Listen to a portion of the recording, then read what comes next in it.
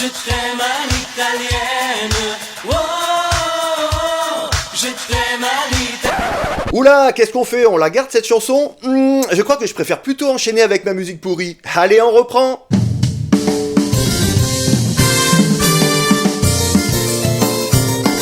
Voilà, c'est mieux.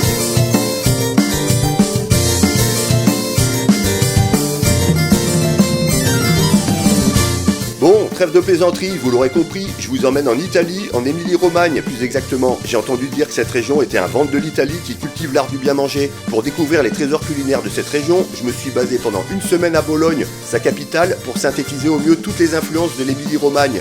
Le sujet est vaste et mon analyse sera loin d'être exhaustive, mais on va essayer de faire le tour. Bon, on peut voir qu'à Bologne, il y a beaucoup d'églises, mais rassurez-vous, je ne suis pas venu ici pour prier, mais plutôt pour donner de ma personne, avec mon ami Chris, pour faire un marathon gastronomique dans les plus beaux restaurants trattoria typiques de Bologne, et ainsi dénicher toutes les meilleures spécialités régionales. Alors moi, je suis anti-mauvaise bouffe, mais je suis aussi anti-pastis. Oh, elle est bonne. Pardon, je m'égare.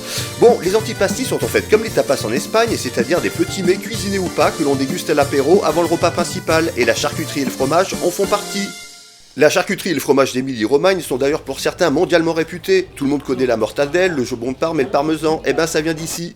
Ah ben voilà, avec cette vitrine je vais pouvoir tout vous expliquer. On retrouve la mortadelle traditionnelle de Bologne, faite à partir de porc et de bœuf. Alors qu'à Modène, à 50 km d'ici, on trouve une autre mortadelle 100% pur porc. On a aussi le salami rosa qui est une autre mortadelle avec des plus gros morceaux de viande agglomérés et originaire de la région nord de Bologne, vers la ville de Ferrare.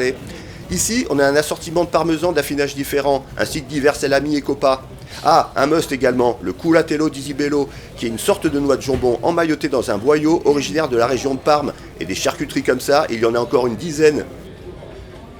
On n'a d'ailleurs pas pu résister de se rendre au restaurant Simoni, le temple de la charcuterie à Bologne, où l'on vous prépare des monstres plateaux mixtes, charcuterie fromage.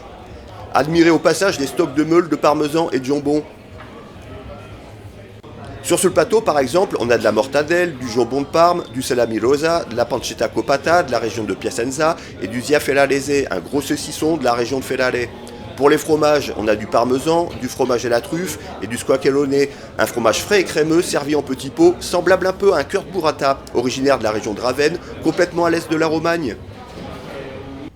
Alors des petits pains pour accompagner les fromages et les charcuteries, il en existe beaucoup ici, mais si je devais en retenir qu'un seul, ça serait les crescentines, des petits pains frits, croustillants et soufflés, donc complètement vides, une tuerie. Allez, on va parler de la pasta, qui est pour moi le sujet le plus vaste à mon sens, et là où il y a le plus de choses à dire. Déjà, il faut savoir que les pâtes ici sont servies en primi piatti, l'équivalent de nos entrées en France, donc raisonnablement proportionnées, quoique ça dépend des appétits. Mais avant, je voudrais une musique romantique. Merci. Ah, voilà les numéros uno, les tagliatelles al ragoût. Ne dites surtout pas là-bas que vous voulez manger des spaghettis à la bolognaise ou vous allez vous faire taper sur les doigts. Juste des tagliatelles, un ragoût de bœuf cuisiné avec des tomates et des aromates et du parmesan, un grand classique de Bologne. Parmi mes préférés, il y a les strette alla romagnola. Les strette ne sont rien de plus que des tagliatelles avec une coupe un peu plus serrée, comme leur nom l'indique. Elles sont accommodées de petits morceaux de jambon cru et sont légèrement liées par ce qui semble être une crème au parmesan. Molto buono. Ah, voici une autre façon d'accommoder des tagliatelles que j'ai trouvé intéressante, les tagliatelles al flegione. Le flegione est un confit d'oignon longuement compoté et tomaté, ici agrémenté en plus de pecorino di fossa, un fromage de brebis sec affiné en fausse. On trouve aussi les pâtes gramigna con salsiccia qui ressemblent à de petits bucatini légèrement bouclés, servis avec des morceaux de saucisse italienne émiettés et de la crème terrible également. Dans les pâtes un peu spéciales, on trouve les passatelli, des pâtes constituées de chapelure, d'œufs et de parmesan et originaires du sud-est de la Romagne. Elles sont cuites ici dans un bouillon de palourde et garnies de quelques palourdes et tomates confites. Allez, on passe dans une autre famille de pâtes avec les lasagnes verdi al forno. Les lasagnes que tout le monde connaît, à l'exception près que la pâte est verte car colorée avec des épinards. Également un grand classique de Bologne. Place maintenant aux tortellini in brodo. Ces petites pâtes originaires de Bologne sont traditionnellement farcies de mortadelle et de parmesan et servies dans un bouillon de viande assez léger. C'est copieux et réconfortant. Voici les annolini. Si on regarde vite fait, on pourrait croire qu'il s'agit du même plat qu'avant. Mais non, le pliage de ces petites ravioles est différent et elles sont farcies de viande de bœuf et de parmesan et nous viennent de la région de Parme et de Piacenza et sont également servies dans un bouillon de viande. Encore une variante des annolini, mais ce coup-ci sautée à la poêle avec une sauce tomate, du basilic et des tuiles de parmesan. Restons encore dans l'ouest de l'Émilie-Romagne avec cet assortiment de tortelli. À gauche, les tortelli di albete sont farcis de ricotta, de blettes et de parmesan, et à droite, de pommes de terre et de truffes. Revenons à nos tortellini à Bologne, ici une autre façon de les accommoder avec une crème au parmesan, delizioso. Pour terminer avec les pâtes, voici les tortelloni, qui sont de plus grosse taille que les tortellini. Ici, ils sont farcis de ricotta et baignent dans un beurre à la sauge. Et oui, les Italiens utilisent aussi du beurre et pas que de l'huile d'olive, surtout dans le nord du pays. Je tiens à préciser que toutes les pâtes que j'ai dégustées en Émilie-Romagne étaient faites maison. Rien d'exceptionnel dans la mesure où la majorité des restaurants ici font leurs propres pâtes. Ça change de la France. Malgré toutes ces pâtes, sachez qu'il y a beaucoup de variétés que je n'ai pas eu l'occasion de déguster pendant mon voyage, comme les capelletti, les strozzapreti, les garganeri, les balanzoni, les capelletti alla zucca, les maltagliati et les stricetti. Ouais, bref, en gros, j'ai rien goûté quoi. Passons aux secondi piatti, qui sont l'équivalent de nos plats principaux en France, alors s'il vous reste un peu d'appétit, il y a 3 ou 4 belles spécialités à goûter. En numéro 1, je mettrai la cotoletta alla bolognese. Oui, l'escalope à la bolognaise. Une côte ou une escalope de veau panée, surmontée d'une tranche de jambon de Parme et gratinée au parmesan. Elle peut être accompagnée d'un jus de cuisson au parmesan ou pas. Le restaurant Donatello à Bologne nous offre une petite variante de ce plat avec une escalope de veau également panée et surmontée d'une tranche de jambon cru mais noyée sous une crème aux champignons, tout simplement mortel. Le restaurant Donatello, que je vous recommande d'ailleurs pour ses plats, ses pâtes et son cadre, un coup de cœur. Vous vous souvenez, je vous ai parlé du frigione tout à l'heure, cette compotée d'oignons tomatés, qui est ici servie en plat principal mais avec des morceaux de saucisse italienne, un grand classique de la région. On trouve aussi les polpette et piselli, des boulettes de viande mijotées dans un ragoût de petits pois à la tomate, plat aussi appelé polpette à la bolognaise. Enfin, un plat qui n'est pas à proprement parler un classique de la région, mais une spécialité maison de la trattoria Cocci à Parme, une tranche de poitrine de veau farcie d'un appareil au parmesan, avec caché en dessous un petit jus de viande. Je vous la recommande si vous êtes de passage à Parme. Il ne faudrait pas oublier le côté street food avec les piadina, une sorte de galette à la farine de froment, originaire de la Romagne, que l'on déguste pliée en deux, farcie de diverses charcuteries et fromages locaux, et accessoirement des crudités.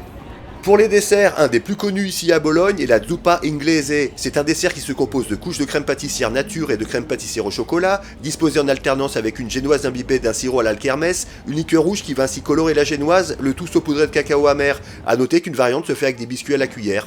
On trouve également la fior di latte à la bolognaise. Ce n'est ni plus ni moins l'équivalent de notre crème aux œufs caramel. Là aussi, il y a des desserts typiques que je n'ai pas pu déguster, comme la torta di riso, une sorte de gâteau de riz. J'aimerais pour clore la partie dessert vous parler des glaces italiennes qui sont parmi les meilleures. Bien sûr, on trouve des glaciers à tous les coins de rue en Italie, mais regardez plutôt. Chez Venchi, par exemple, on vous enduit les parois d'un pot de crème de noisettes liquide et de noisettes concassées avant de vous mettre les boules de votre choix. Ce soir-là, j'ai choisi parfum noisette du Piémont et tiramisu.